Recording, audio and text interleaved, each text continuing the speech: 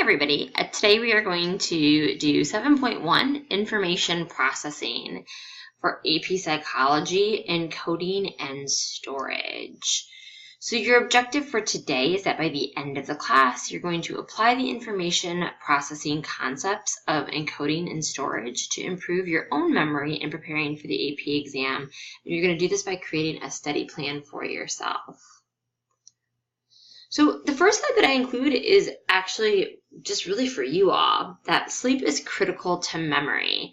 And what this shows us is that when we tested students' syllabus recall, how much of the syllabus they remembered, we found that after they've gotten some sleep, that recall was better after 8 hours than students who stayed awake and were up later. So they've done a lot of studies. It proves that getting a good night's sleep is one of the great things that you can do for your memory. So please always make sure that you get a good night's sleep, because staying up all night isn't going to necessarily help you out. Okay, so first, let's talk a little bit about what it means or what information processing means and what that looks like. So first, memory is learning through storage and retrieval of information. And how that works is kind of a three-step thought process here. The first is that you encode information, so you process what that information means to you. The second is that then you actually store that information, you retain it. And then finally, you have to be able to retrieve or get that information out of your memory. A lot of people use a computer as an example. So encode would be typing or the keyboard, typing the information in. Storing would be writing it to the hard drive or saving it on the hard drive. And retrieval would be pulling it off that hard drive and seeing it on your screen. The second idea, or the second part of information processing, is the Atkinson-Shiffrin model. And this was actually the first theory of how information is processed beyond just this basic encode information, store information, and retrieve information.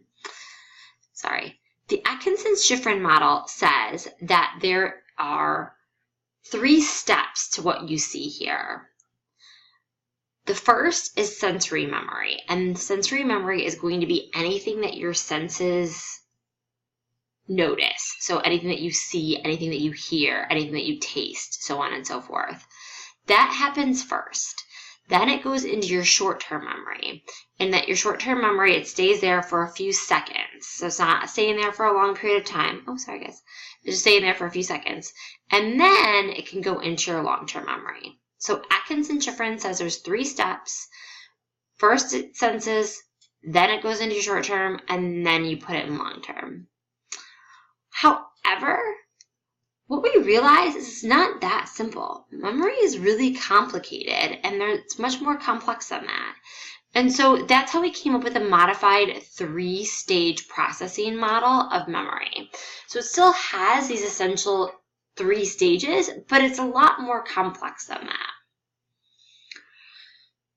The first part of this is that there's a bunch of things that are happening, but not all that sensory goes into your sensory memory. I mean, if you really stop to think about how many sights and sounds and smells and everything else that you have going around you, you really don't process all of that. You only process some of that information.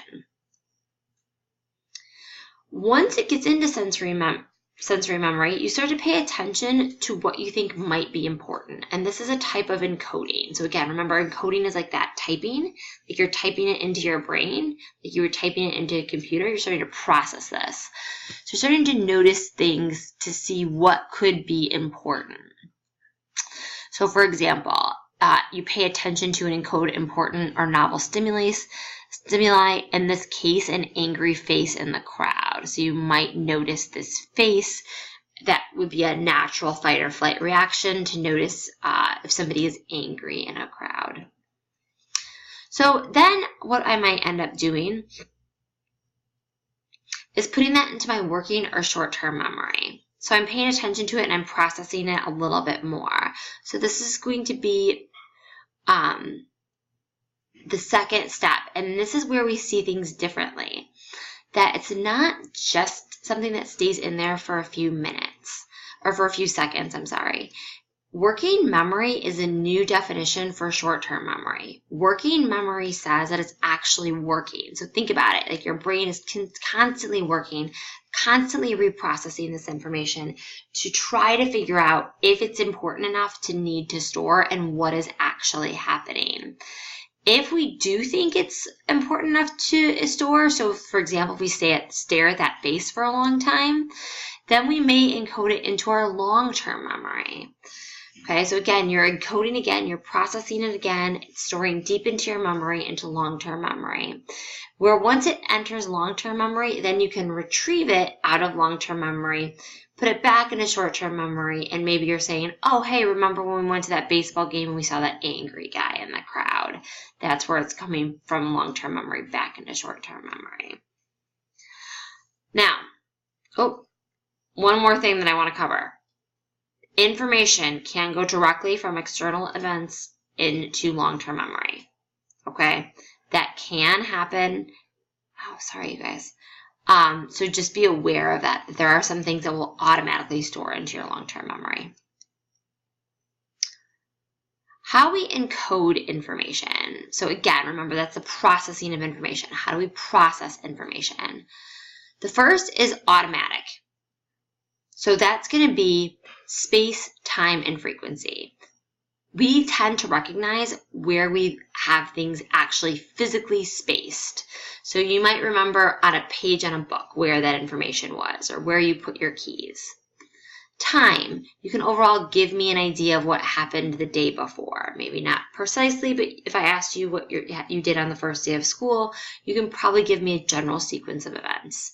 And frequency, you can probably tell me about how many times something happened throughout the day. So it's all automatic. It happens without you thinking about it. One thing to notice about automatic is that there can be parallel automatic encoding happening, meaning that you could be doing things simultaneously.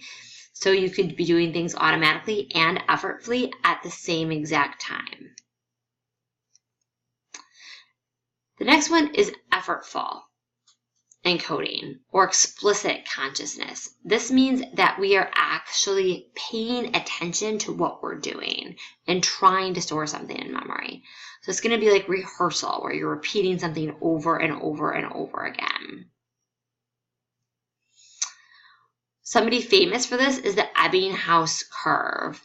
And what the Ebbinghaus curve is what he's showing here. Ebbinghaus was a researcher. And what he realized is that once you learned something one time, the more you rehearsed it, the less time it took you to relearn the information. You will notice this when you study for your AP exam, that you might have had to spend a lot of time studying for your memory test or your memory exam. But when we review the information for the actual AP exam, you'll learn the information much, much quicker.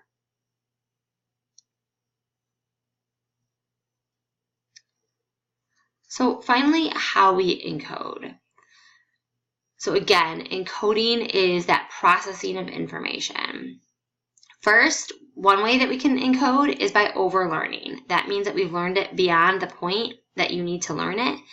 The positive of that is that yes, you know the information, but what the downside is that because you're not really committing it to other memories or making connections, we see that people have a hard time retaining that information for very long. So you might remember it long enough for the first exam, but going back, you may not know that information.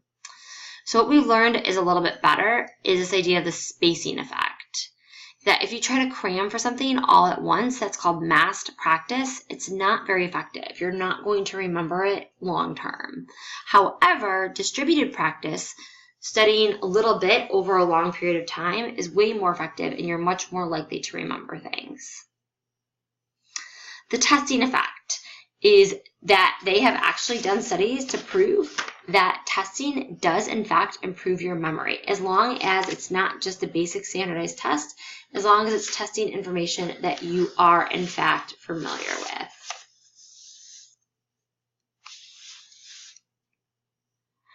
And then the serial position effect. What this is saying is that sometimes the order of which you learn things also impacts when you remember things. So for example, if you have a long list, you're more likely to remember the last items on the list and then the first items on the list. You're more likely to forget the items in the middle. I'm sorry, I'm going to go add all this on here. What is it exactly that we encode? The first thing that we encode is visuals. So imagery, mental images. The second thing for visual that we encode is the second way to encode visual information is by mnemonic devices, HOMES. This stands for the Great Lakes. Huron, Ontario, Michigan, Erie, and Superior. Another way to encode information is by chunking information, by grouping information together. For example, Roy G. Biv, the colors of the rainbow: red, orange, yellow, green, blue, indigo, and violet. Another way to encode information is by hierarchies, and that is when you put things in categories and then subcategories. So what you see down here is just an example of a hierarchy.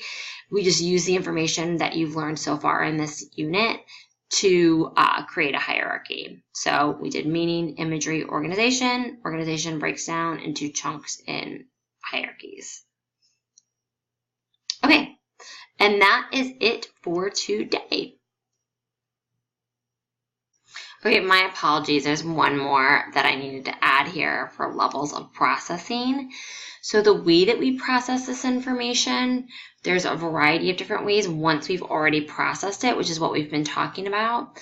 The first is shallow processing, and that is when we encode on the very basic level. So just words, letters, sounds, nothing meaningful, just very basic. The second is deep processing, and this is semantically based on the meaning of words. So that means that, okay, so shallow would be, I heard the word, I know the word is no, but deep processing would be then, what does that actually mean? What exactly, maybe it's just like, no, you can't get a treat right now, or it's something much more detrimental than that, as to somebody hurting your feelings by saying the word no, or something much more serious.